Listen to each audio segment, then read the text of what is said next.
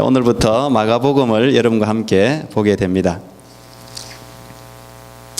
마가복음 한 절 말씀이에요. 마가복음 1장 1절. 하나님의 말씀입니다.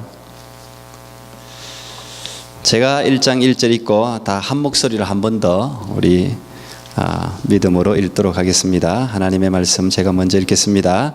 하나님의 아들 예수 그리스도 복음의 시작이라. 같이요. 하나님의 아들 예수 그리스도 복음의 시작이라. 아멘. 네, 오늘부터 여러분과 함께 마가복음을 여행하게 되었습니다. 저는 설교가 여러 형태가 있잖아요. 강해 설교도 있고 주제별 설교도 있고 절기 설교도 있고 굉장히 많은 유형의 설교가 있는데 강해 설교가 좋은 것 같아요. 저는 하나의 본문을 정해서 그 주일이 굉장히 앞으로 많이 등장하는데 그 상황과 상관없이 쭉 말씀을 이렇게 연속으로 우리 교회도 강해 설교를 굉장히 많이 했는데 다시 또 강해 설교를 이제 올해는 이제 처음 하는 건데요. 하게 되니까 제가 좀 이렇게 흥분이 되고 좋은 것 같아요. 말씀을 연구하고 체계적으로 여러분과 함께 나누는 이 시간이 굉장히 귀한 시간이고 여러분에게도 이 하나님의 말씀이 살아서 역사할 수 있기를 축복합니다. 오늘 제목을 마가의 복음서 이렇게 제목을 잡아봤습니다. 성경을 연구하는 학자들은 대부분 공통적으로 복음서 4개의 복음서 중에 가장 먼저 기록된 복음서가 마가복음이라고 이야기합니다. 4개의 복음서 다 기억하시죠? 그 중에 2명은 예수님의 12 제자고 2명은 예수님의 12 제자가 아니에요. 우리는 마가도 12 제자 중에 한 명으로 생각하는 사람들도 있어요. 2명의 제자는 누굽니까? 마태와 요한. 그 2명은 12 제자고 아닌 사람은 그러면 남은 게 마가와 누가. 이 2 사람은 12 제자가 아닙니다. 그런데 신약을 시작하는 복음서는 굉장히 중요한, 다 모든 성경이 중요하지만 그 중에 예수 그리스도의 스토리를 쭉 기록한 것은 복음서밖에 없잖아요. 그 중요한 2권 50%의 12 제자가 아닌 사람이 들어가 있다는 것은 사실은 놀랄만한 일입니다. 마가와 누가가 기록한 복음서가 어떻게 4개의 복음서 중에 들어갈 수 있었을까? 성경의 정경성, 진짜 이 성경이 영감받은 하나님의 말씀인가를 판단하는 여러 기준 중에 특히 신약 부분에 있어서 한 가지는 이 사람이, 이 저자가 예수님의 12 제자 중 한 사람인가가 중요해요. 12 제자 중 한 사람이 기록했으면 권위가 있어서 성경 하나님 말씀으로 받아들여졌어요. 그런데 아닌 2 사람이 이 중요한 이 긴 복음서가 이 성경에 들어갈 수 있었던 이유는 마가는 예수님의 제자 중 첫 번째라고 말할 수 있는 베드로를 수종드는 사람이었습니다. 동시에 베드로의 헬라어 통역관이었습니다. 베드로는 헬라어를 그렇게 잘하지 못한 것 같아요. 마가가 베드로가 전하는 말씀을 헬라어로 통역하면서 선교 동역자로 같이 다녔습니다. 누가도 마찬가지죠. 누가는 바울의 개인 의사였습니다. 패밀리 닥터나 마찬가지인데 의사면서 바울이 옥에 갇혔을 때도 옥중에 함께 들어가고 바울이 선교하는 현장마다 함께 다녔던 선교 동역자였습니다. 그래서 이 마가복음하고 누가복음은 마가의 글, 누가의 글이 아니라 사실은 베드로의 글, 바울의 글이나 똑같은 권위를 가지고 있었기 때문에 복음서에 들어가기가 쉬웠죠. 우리는 이 2 사람을 통해서 꼭 예수님이 직접 부르신 12 제자가 아니더라도 하나님의 나라에 굉장히 중요한 몫을 감당할 수 있다는 사실을 먼저 발견하게 돼요. 나는 정통 아들이 아니야. 우리는 그게 상관없어요. 내 유대인이 아니라도 상관없고, 우리의 마음이, 또 우리가 그리스도의 사랑을 받은 구원받은 백성이라면 누구나 하나님의 일에 사용되어질 수 있다는 사실을 먼저 여러분들이 기억할 수 있기를 바랍니다. 성경을 읽을 때 가장 중요한 것은 성령의 감동을 받는 거예요. 성경은 성령의 감동으로 기록된 책이기 때문에 성경을 읽을 때는 반드시 성령의 감동을 받아야 제대로 읽을 수 있어요. 그와 더불어 성경을 읽을 때 도움이 되는 또 하나의 중요한 방법은 성경이 기록될 때의 시대적인 상황이 어떤 상황이었느냐, 이 책을 누가 기록했느냐, 이 책은 누구를 향해서 기록된 책이냐, 이 책을 기록한 목적이 무엇이냐 하는 것을 아는 것은 참 중요합니다. 만약 이런 부분들을 우리가 안다면 성경은 여러분 생각보다 재미있고 흥미롭고 굉장히 많은 이야기를 우리에게 들려줘요. 아는 만큼 보이기 때문에 성경 공부가 그래서 중요하죠. 알면 참 많은 부분들이 보여요. 오늘 제가 한 절 말씀 읽었는데 이 한 절이 가지고 있는 아주 중요한 의미를 여러분들은 마지막에 알게 될 것입니다. 저는 여러분들이 이 성경을 재미있고 즐겁고 깊이 있고 정말 꿀송이처럼 달게 읽을 수 있기를 축복합니다. 이 마가복음을 우리가 함께 공부하면서 우리 같이 말씀을 들으면서 그런 은혜가 있으면 좋겠습니다. 제가 성경이 뭐냐라고 이야기할 때 성경에 대해서 많은 정의를 할 수 있는데 제가 좋아하는 정의는 저 정의입니다. 성령의 감동을 받은 사람이, 인간이 기록한 하나님의 말씀, 이게 성경이에요. 여기서 중요한 것은 인간과 하나님이에요. 성령의 감동을 받은 사람이, 하나님이 직접 손이 나타나서 기록한 게 아니에요.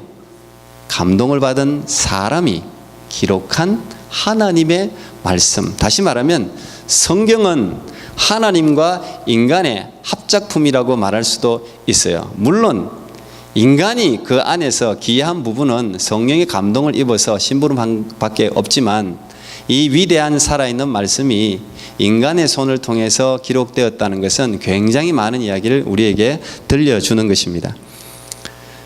어떤 사람은 성경이 하나님의 말씀이기 때문에 인간의 속성을 완전히 배제한 채 하나님으로부터 내려진 직통 계시로 생각하는 사람들이 있어요. 그러면 성경을 제대로 읽을 수가 없어요. 올바르게 읽을 수가 없어요. 그렇다고 해서 인간이 개입했다고 해서 인간의 불완전함이라든지 나약함이라든지 인간의 거룩에 손상되는 그런 부분들이 성경에 그러면 흘러 들어간 거 아니냐, 그렇게 생각할 필요는 없어요. 그래서 성령의 감동이 필요해요. 성령의 감동이 그걸 다 제재하는 거예요. 그런 부분이 들어가지 않도록. 그러나 성경에 이 한 40명 정도가 저자인데 40명의 가지고 있는 개성들이 성경에 녹아져 있어요. 그걸 알아야 성경을 제대로 읽을 수 있는데, 그렇다고 해서 성경이 우리에게 말하고자 하는 목적, 예수 그리스도를 통한 구원이라는 중심 사상은 하나도 달라지지 않는다는 거예요. 그래서 성경을 우리는 하나님이 온전한 저자라고 이야기하는 것입니다. 마가복음을 시작하면서 첫 번째 제목을 마가의 복음서라고 제가 잡은 이유가 여기 있습니다. 마가복음을 이해하려면 먼저 마가라는 사람을 알아야 돼요. 그래야 마가복음을 제대로 이해할 수가 있어요. 마가라는 성령의 영감을 받은 한 인간이 기록한 하나님의 말씀이기 때문에 그렇습니다. 4개의 복음서 중에 가장 짧은 복음서가 마가복음입니다. 마태복음은 몇 장요? 28장까지 있죠. 마가복음은 16장, 누가복음은 24장 있습니다. 요한복음은 21장이에요. 제일 짧아요, 마가복음이. 다른 복음서에 비해서 조직적으로 잘 정리되지 않은 느낌을 여러분들이 받을 수 있어요. 성경을 이렇게 세밀히 찬찬히 보는 분이라면 마가복음을 읽을 때는 뭔가 조직적으로 기록되어지지 않았다는 느낌을 가지게 돼요. 다른 복음서들은 대체로 시간 배열에 따라서 쭉 기록해 놓았어요. 그리고 굉장히 많은 설명을 깃들고 하고 있어요. 특히 누가복음 같은 경우는 데오빌로 각하에게 자세한 것을 기록하기 때문에 설명이 굉장히 많습니다. 그런데 마가복음은 시간 순서 신경 쓰지 않습니다. 그냥 예수 그리스도라는 이 한 분을 나타내기 위해서 주제를 따라서 그냥 쭉 기록해 놓고 있어요. 읽어보시면 여러분들이 굉장히 뭔가에 쫓기는 듯한 인상을 받게 돼요. 마가복음에 굉장히 자주 등장하는, 여러분들이 그냥 놓치는 말이 있는데, 그게 바로 곧 어디로 가시고 곧 어디로 가시고 곧, 이게 41번이나 등장합니다. 굉장히 급박한 느낌을 가지게 돼요. 뭔가 우리도 막 읽으면서 쫓기는 듯한 그런 느낌을 가지게 돼요. 마가복음에는 그래서 예수님의 출생, 족보 다 생략이에요. 없습니다. 마가복음에는 설명보다는, 예수님의 설교 내용보다는 예수님의 행적, 거기에 초점을 맞추고 있어요. 예수님이 어디를 향해서 계속 걸어가고 계시고 어떤 일을 하고 있으면 왜 그런 일을 하고 있는가, 이런 부분에 대해서 초점을 맞추고 있어요. 그런데 대신 분량이 16장밖에 되지 않는 아주 짧은 복음서임에도 불구하고 예수님의 고난 부분은 대체로 상세하게 기록하고 있어요. 그리고 부활 부분도 한 장에 걸쳐서 쭉 우리에게 말해주고 있습니다. 자, 제가 이 마가복음의 간략한 특징들을 여러분에게 말씀드렸는데, 왜 이런 특징이 나타나느냐? 이건 반드시 마가를 알아야 이해할 수가 있어요. 지금부터 마가의 이야기를 한번 여러분과 함께 나누어 보려고 합니다. 마가를 이야기할 때 우리는 요한 마가, 존 마가라고 이야기합니다. 근데 요한은 히브리식 이름이에요. 이스라엘에서 부르던 이름이에요. 마가는 로마식 이름입니다. 벌써 우리는 요한으로 알고 있지 않죠. 마가로 알고 있어요. 마가 자신이 마가로 불리기를 원했어요. 벌써 이 이름 자체에서 우리는 마가복음의 수신자가, 이 복음서를 받는 사람이 로마 사람이라는 사실을 추정할 수 있어요. 그리고 요한이 마가라는 이름을 즐겨 썼다는 것은 자기는 이방인에게 관심이 있다는 거예요. 벌써 마가의 삶은 이방인 선교의 이름 자체부터가 헌신되었다는 것을 우리에게 말해주고 있습니다. 마가 요한의 이름이 성경에 처음 등장하는 것은 사도행전 12장 12절이에요. 그 장면은 12제자 중에 첫 번째 야고보가 헤롯으로부터 순교를 당합니다. 칼에 죽죠. 사도행전 12장 1절에 기록되어 있어요. 그리고 난 뒤에 사람들이 좋아하니까 헤롯이 그 다음부터 제자들을 잡는데 베드로를 잡아간 거예요. 이제 베드로도 곧 처형될 위기의 순간에 있습니다. 그때 그 전날 밤 우리가 잘 알듯이 천사의 도움으로 기가 막힌 기적들이 일어나죠. 족쇄가 풀려나고 옥문이 저절로 축축 열리면서 베드로가 그 감옥에서 빠져나오게 됩니다. 베드로도 도대체 이게 내가 꿈을 꾸는지 뭔지를 몰라요. 그냥 천사의 도움으로 쭉쭉쭉쭉 나와보니까 오늘 이 12장 11절 12절, 이에 베드로가 정신이 들어 이르되 내가 이제야 참으로 주께서 그의 천사를 보내어 나를 헤롯의 손과 유대 백성의 모든 기대에서 벗어나게 하신 줄 알겠노라 하여 깨닫고 마가라 하는 요한의 어머니 마리아의 집에 가니 여러 사람이 거기에 모여 기도하고 있더라. 여기에 마가 요한이 성경에 처음 등장합니다. 그리고 이 12장 12절 앞에 12장 5절에 보면 이 마가 요한의 집을 교회라고 써놓고 있어요. 마가 요한의 집은 많은 기독교인들이 모여서 12제자들도 늘 모여서 기도하던 집이었어요. 내 집은 만민의 기도하는 집이라. 그게 교회잖아요. 우리가 오늘 성찬식을 하는데 예수님께서 최후의 만찬을 베푸셨던 이 성찬을 베푸셨던 장소가 마가의 집이었습니다. 오늘 이 초대교회, 이 위대한 교회가 시작이 된 오순절 성령 강림 120명이 모여서 약속하신 성령을 기다리면서 기도할 때 불의 혀같이 갈라지는 성령 역사가 내렸던 현장, 그곳이 마가 다락방이었습니다. 마가의 집이었습니다. 그건 모든 성경학자들이 다 일치합니다. 다시 말하면 우리는 이 사실을 통해 마가는 어릴 때부터 굉장히 은혜롭고 신앙적인 분위기에서 자랐다는 것을 알게 돼요. 오늘로 이야기하면 모태신앙이라고도 볼 수 있겠죠. 우리 교회에서도 성기순례 갔을 때 이 마가 다락방은 가봤어요. 억지로 팍팍하게 앉으면 120명 정도가 있을 수 있는 공간인데 그 당시 얼마나 많은 집들이 있었는데 이 마가의 집, 마가 다락방은 지금도 수많은 믿음의 사람들이 찾는 집이 됐어요. 왜? 자신의 집을 하나님 앞에 내어놓았기 때문에.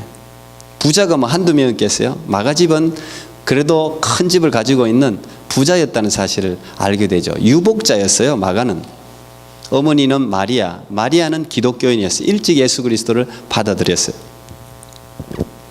마가는 어쨌든 자연스럽게 신앙적인 분위기 속에서 자랐다는 것을 우리가 알게 되는데 오늘날 모태신앙, 이 모태신앙은 모태신앙이라고 해서 사람들이 모태신앙은 별로 믿음이 없어 이렇게 생각하는데 그렇지 않습니다.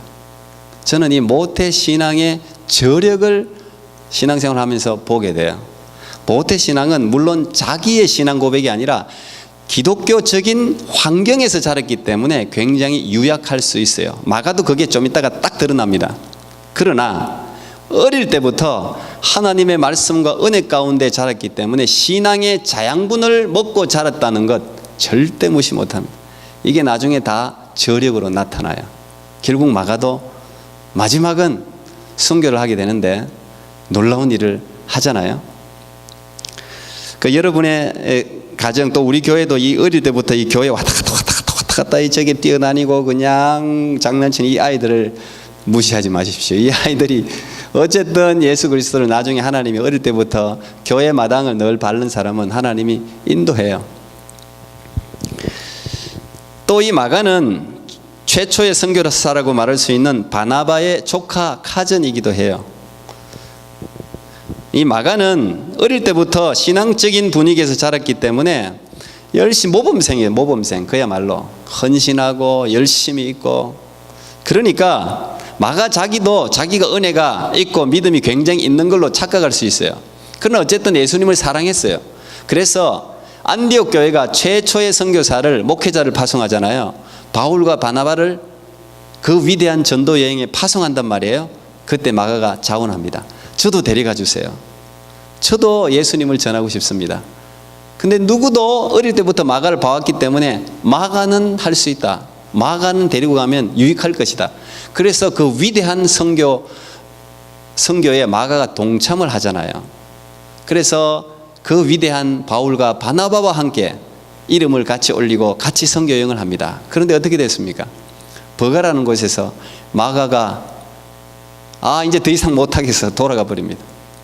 물론 그 이유가 성경에 설명이 되어 있지는 않아요. 그 버가에서 그 다음 행선지가 큰 산맥을 넘어야 했대요. 굉장히 고달픈 행군이었대요. 미리 겁을 먹고 하여튼 힘들었어. 아니면 어떤 사람은 향수병 때문에 부모 곁을 그 유약한 유복자로 자라가지고 고생을 해본 적이 없어가지고 그걸 이기질 못한 거예요. 그래서 결국은 1차 선교여행을 완수를 못하고 예루살렘으로 돌아가 버립니다. 그 어머니 마리아나 그 집안 사람들이 얼마나 안타까워했겠어요. 보낼 때는 그래도 기도해주고 파송했는데 이놈이 혼자 돌아왔단 말이야. 그런데 우리가 성경에는 나와 있지 않지만 이 마가가 돌아와서 엄청나게 후회했다는 사실을 추정할 수 있어요. 바울과 바나바가 돌아왔을 때 그 어려운 모든 여정을 다 마치고 돌아왔을 때 마가는 너무 부러웠어요. 나도 저거 마쳤을 걸, 끝까지 할 걸, 좀 이겨낼 걸. 왜냐하면 이게 모태신앙이 이런 과정을 겪어요. 자기만의 신앙을 찾아가는 과정이에요. 그리고 마가가 2차 선교여행 갈 때 다시 지원한다고요. 여러분 믿음이 없으면 다시 지원 안 하겠죠. 고생을 이제 알았는데. 근데 이제는 고생이라도 나는 그 고생을 뛰어넘을 수 있다. 한 번만 더 데리고 가 주십시오. 다시 자원합니다. 그 어떻게 됩니까?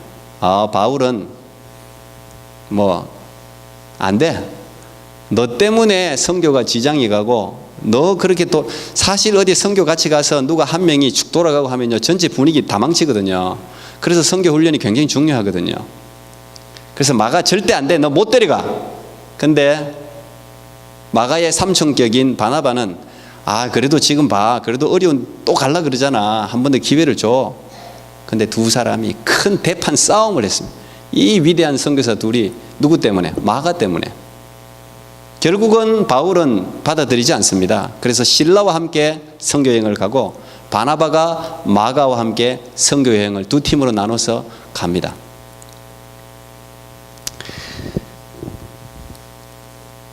마가는 이렇게 고난에 대해서 잘 준비되어져 있지 않던 사람이었어요.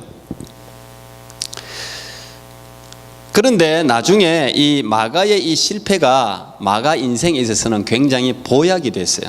사람이 계속 승리만 하고 성공만 하는 인생보다는 실패를 하면서 마치 링컨 대통령처럼 이 실패를 잘 다루기만 하면 굉장한 거인이 돼요. 자이언트가 진짜 돼요. 실패는 내가 어떻게 이걸 받아들이고 내 인생에 다루느냐가 중요한 거. 실패는 누구나 할 수 있어요. 실패하는 건 잘못된 게 아니에요. 그래서 이 마가는 자신의 실패를 정말 자기의 강력한 무기로 만든 것 같아요. 결국은 바울이 순교 직전에 마지막으로 기록한 서신이 디모데후서입니다. 이 디모데후서에 바울이 마가를 이렇게 평가하고 있어요. 디모데후서 4장 11절에 누가만 나와 함께 있느니라. 네가 올 때에 마가를 데리고 오라. 저가 나의 일에 유익하니라. 결국 한 12년 지난 후인데 계속 마가를 지켜봤는데 그때 마가가 아니란 말이에요. 마가가 이제 진짜 바울이 인정할 정도로 죽기 전에 마가가 보고 싶을 정도로 그는 정말 우리에게 유익하다. 바울이 골로새 교인한테 보낸 편지에도 보면 마가가 나와 함께 오게 있다고 이야기해요. 결국은 바울이 마가를 받아들이고 인정한 거예요. 바뀐 거죠. 그 실패를 통해서 마가는 더 성장한 것이죠. 그러니까 여러분들도 실패할 수 있는데 그 실패를 잘 다루세요. 실패 때문에 좌절하고 나는 바보야, 맹꽁이야. 우리 다 맹꽁이에요. 바보예요. 실패 안 하는 인생이 어디 있어요. 그거 안 했으면 나중에 크게 실패해요. 반드시 실패하게 돼 있어요. 하나님은 실패를 통해서 사람을 길러내기 때문에 모세, 요셉 실패하는 사람 어디 있어요? 다윗 다 실패하지. 이 마가가 마지막으로 함께 동역했던 사람이 아까 말씀드린 베드로였습니다. 헬라어 통역관으로 같이 선교 동역했는데 이 베드로가 마가를 친아들처럼 여겼어요.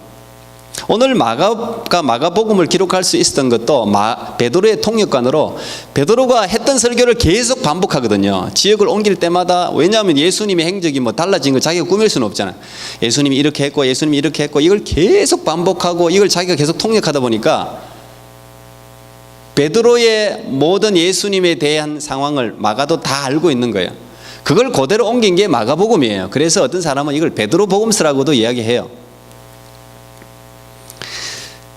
이 베드로가 이 마가를 친아들처럼 아꼈는데 베드로전서 5장 13절에 보면 함께 택하심을 받은 바벨론에 있는 교회가 너희에게 무난하고 내 아들 마가도 그러하느니라. 이렇게 자기 아들이라고 마치 바울이 디모데를 양아들 여기듯이 베드로는 마가를 아들처럼 여겼어요. 왜 그랬을까? 이건 한번 추정해 보는 거예요.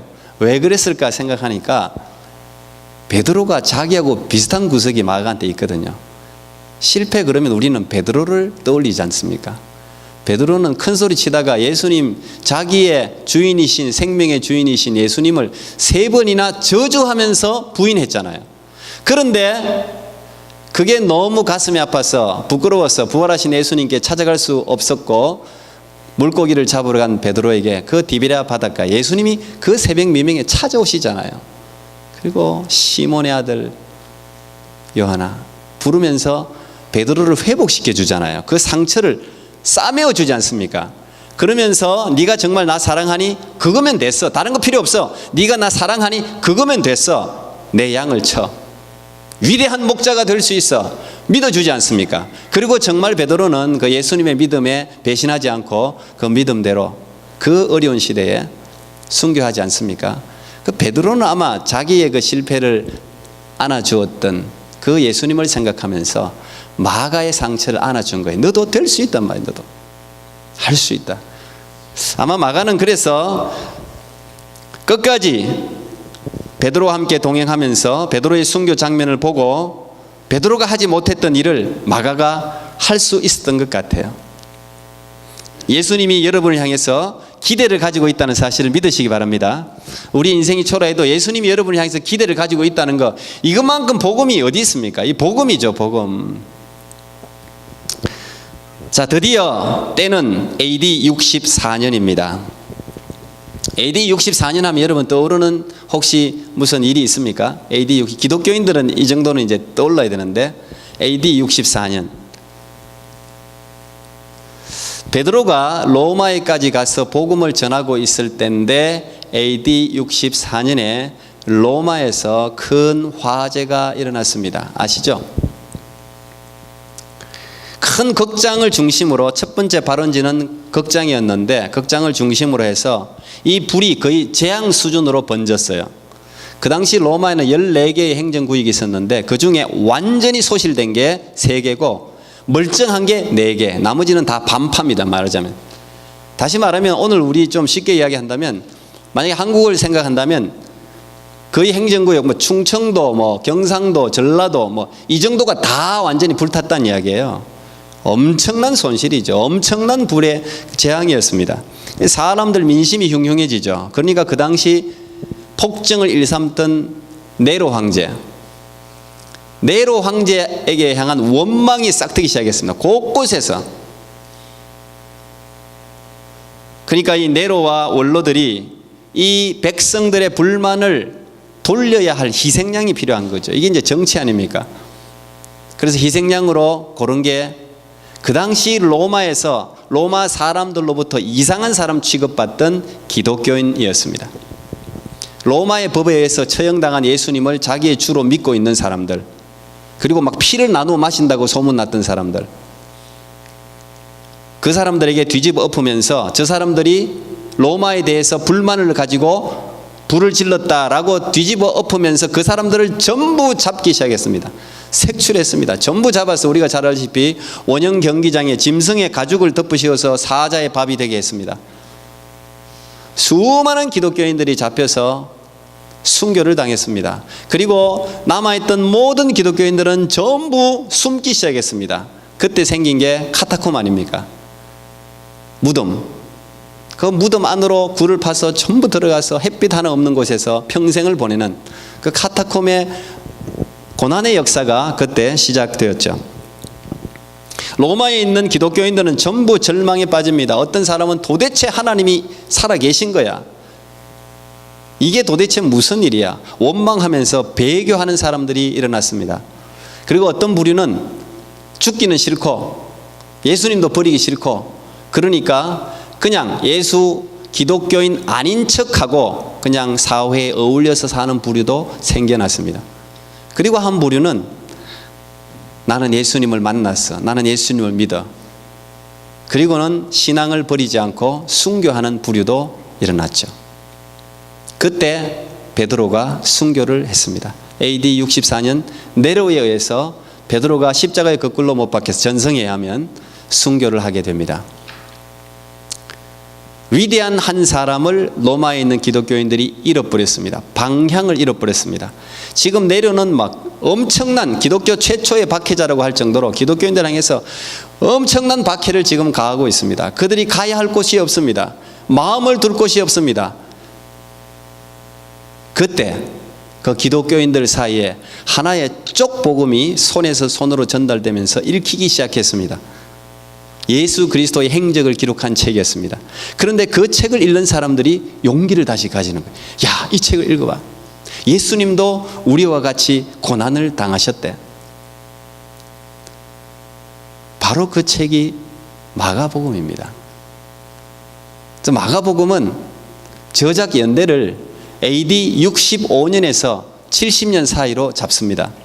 AD 64년에 로마의 대화재가 일어나고 베드로가 순교하고 난 후에, 베드로가 순교하고 예루살렘이 성이 AD 70년에 멸망했는데 멸망하기 전, 마가복음에는 예루살렘 성이 멸망하기 이후의 상황을 기록하고 있지 않기 때문에, 어떤 사람은 사도 바울이 AD 67년에 순교합니다.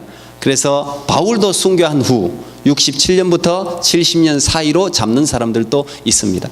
어쨌든 어라운더 분명한 것은 네로의 기독교인들을 향한 역사적으로 최초의 혹독한 박해 이후에 바로 이런 시대적인 배경 가운데 기록된 글이 마가복음이라는 거예요. 쪽복음이었어요. 그냥 이렇게 요것만 적어가지고 읽히던 서신과 비슷한 것이었다는 사실이에요. 우리가 보통 성경에서 찾을 수 없는 근거는 보통 초대교회 교부들의 책 속에 있는 글을 권위로 받아들입니다. 초대교부 중에 굉장히 조직신학적으로 신학적으로 유명한 또 이단들에 대해서 항거한 사람이 이레니우스라는 사람이 있어요. 이 이레니우스는 이레니우스는 잘 안 들어보셨을 텐데 여러분들이 많이 들어본 서문학 교회의 교부였던 폴리캅, 불에서 화형을 당한 폴리캅 있죠. 70 몇 년 동안 주님이 나를 한 번도 부인하지 않았는데 내가 어떻게 주님을 부인할 수 있겠느냐고 하면서 화형당했던 그 폴리캅의 제자입니다. 이 이레니우스가 태어난 출생 연도는 정확하진 않습니다. 120년 아니면 130년대 그 사이에 태어났다고 하는데 순교는 202년에 당했는데 이분이 이렇게 적었어요. 베드로와 바울이 로마에서 설교하고 교회의 기초를 닦고 있을 때 마태는 히브리인들 가운데서 그들의 방언으로 복음서를 기록했다. 베드로와 바울이 죽은 후 베드로의 제자이며 통역가였었던 마가도 베드로의 설교를 기록하여 우리에게 전해주었다. 이제 그렇게 기록하고 있기 때문에 우리는 마가복음이 베드로가 순교 이후에 그리고 예루살렘이 멸망 직전에 기록된 책이구나 하는 것을 알게 되는 거예요. 때로는 붓이 칼보다 강력한 무기가 될 수 있어요. 칼을 드는 것보다 때로는 글이 훨씬 힘이 있을 때가 있어요. 마가가 그 증인이에요. 요한 마가는 박해의 시기에 붓을 들었습니다. 스승인 베드로가 순교하고 난 후 사람들이 신앙의 방향을 잃고 있을 때 오직 그리스도인들에게 용기를 가지라고 믿음을 지키라고 그 말을 하고 싶어서 글을 들었어요. 자기가 알고 있는 베드로로부터 전해 들은 그 예수 그리스도를. 그래서 마가복음에는 바로 즉시 곧 어떻게 안정적으로 앉아가지고 설명하고 이럴 시간이 없어요. 그래서 마가복음은 급한 거예요. 그냥 곧 팍팍 나가는 거예요. 그냥 시간 수열 예수님 출생, 왜냐하면 받는 사람이 로마에 있는 그리스도인들이었기 때문에 로마인들도 행위에 관심이 많은 사람들이에요. 그러니까 여기에는 아람어라든지 유대인의 풍습을 전부 다 이방인들이 알아들을 수 있는 걸로 전부 통역해놨어요. 마가복음을 여러분들이 자세히 성경 공부하면서 읽어보면 이런 이제 시대적 배경을 알면 마가복음에 대해서 여러분들이 훨씬 감동적으로 읽을 수 있죠. 그렇구나.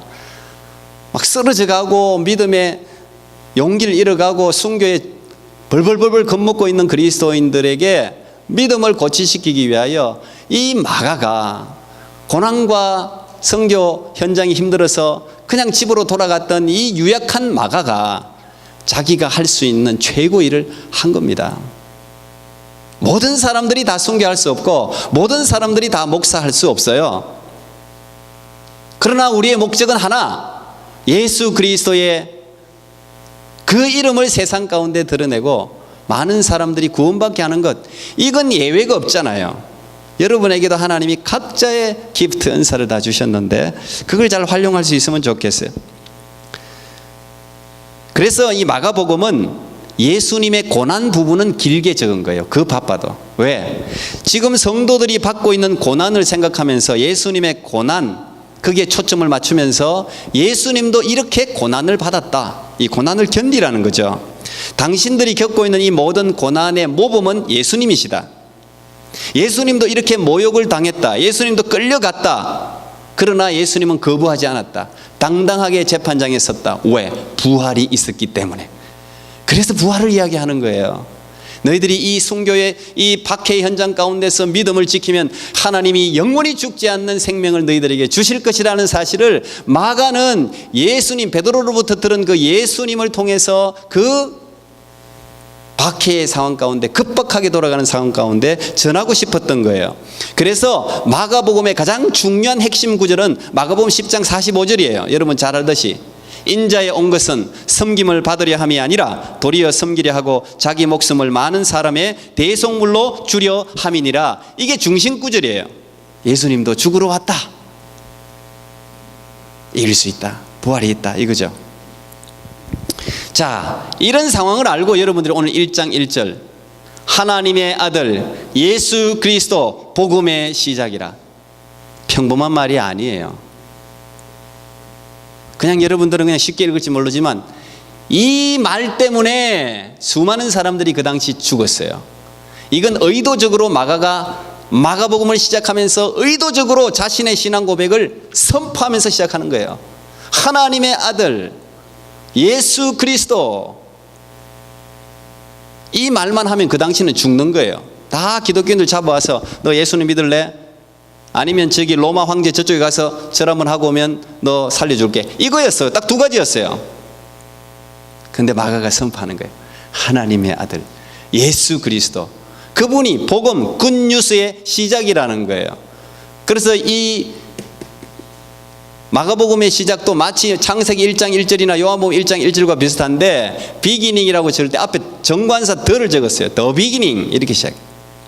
모든 시작은 기쁜 소식은 예수 그리스도로부터. 여러분, 그러므로 우리가 이 상황들, 이 저자들을 알고 성경을 읽으면 훨씬 많은 것을 찾아낼 수 있어요. 1장 1절 이거 하나도 그냥 기록된 게 아니구나. 이게 마가가 그 죽어가는 사람들을 바라보면서 자기도 죽고 싶지만, 물론 결국은 저 이집트의 알렉산드리아 교회를 창립하고 그곳에서 감독으로 있다가 전도에 힘쓰다가 박해를 받아서 줄에 끌려다니다가 고초를 당하고 불 속에 던져져서 순교했다고 전성에 전해지고 있어요. 결국은 순교했지만 그 당시는 어려운 사람들을 지지하고 자기 최선의 일을 한 것이죠. 그래서 자기도 나도 선포한다. 하나님의 아들 예수 그리스도, 그분만이 복음이라는 것을 선포하고 있는 것입니다. 앞으로 여러분 이 마가복음을 통해서 우리에게 주시는, 또 여러분에게 주시는 하나님의 말씀으로 살아나는 하나님의 놀라운 백성들이 될 수 있기를 축복합니다. 기도하겠습니다. 하나님 감사합니다. 마가가 복음서를 기록했습니다. 하나님, 오늘 우리도 우리의 복음서를 기록할 수 있는 은총을 우리 모두에게 허락하여 주옵소서. 예수님 이름으로 기도하옵나이다. 아멘. 우리 찬송가 285절 5장 2절 4절 하면서 성찬하겠습니다.